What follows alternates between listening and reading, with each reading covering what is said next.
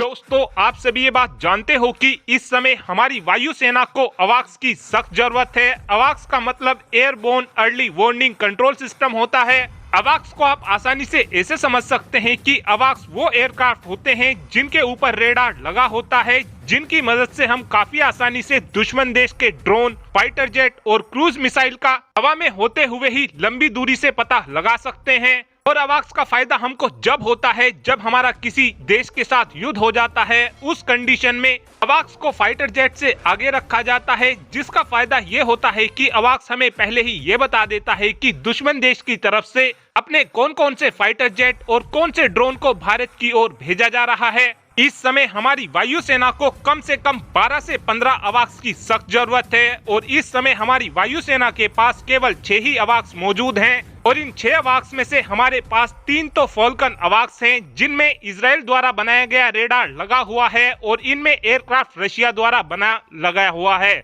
और जो दूसरे अवाक्स इस समय हमारी वायुसेना के पास हैं, उनके रेडार को डीआरडीओ द्वारा बनाया गया है और इन रेडार को EJ-145 एयरक्राफ्ट के ऊपर लगाया गया है। और अब उम्मीद इस बात की जा रही है कि हमारी वायुसेना की तरफ से फ्यूचर में जल्द ही और नए नेत्रा अवाक्स को भी खरीदा जाएगा। जिन नए नेत्रा अवाक्स को खरीदा जाएगा वो पहले नेत्रा अवाक्स से ज्यादा एडवांस होंगे, क्योंकि इनमें ज्यादा शक्तिशाली रेडार लगा होगा और इन नए अवाक्स के अंदर एयरबस के 320 एयरक्राफ्ट का इस्तेमाल किया जाएगा। शुरू में हमने अपनी वायुसेना के लिए जो 3 की संख्या में नेत्रा अवाक्स बनाए थे, उनमें हमने नए EJ-145 एयरक्राफ्ट का इस्तेमाल किया था, लेकिन अब इन एयरक्राफ्ट की मैन्युफैक्चरिंग ब्राजील की कंपनी एम्ब्रियर द्वारा बंद कर दी गई है, जिस कारण अब भारत की तरफ से ये प्लान किया गया है कि जो कोविड के समय पर कंपनियां लगभग बंद होने की कगार पर आ गई थी, उनके एयरक्राफ्ट जो इस समय ऐसे ही जर खा रहे हैं, उनको खरीदा जाए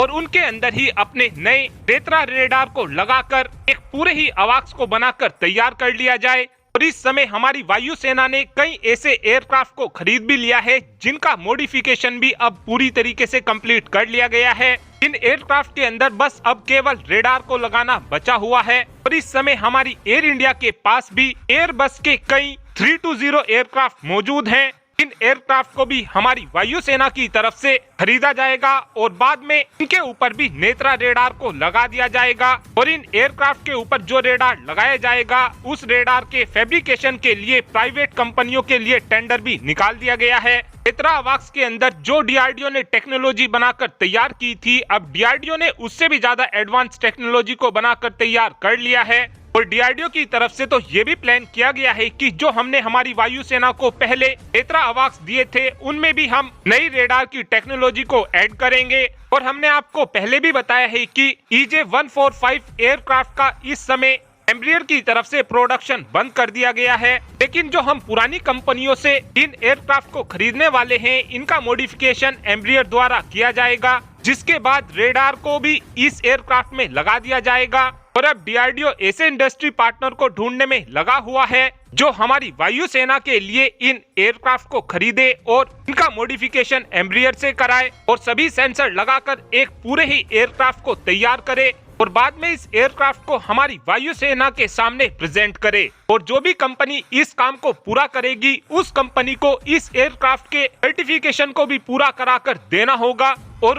उम्मीद इस बात की जा रही है कि इस प्रोग्राम को HAL की तरफ से ही पूरा किया जाएगा। Thanks for watching this video. Have a good day.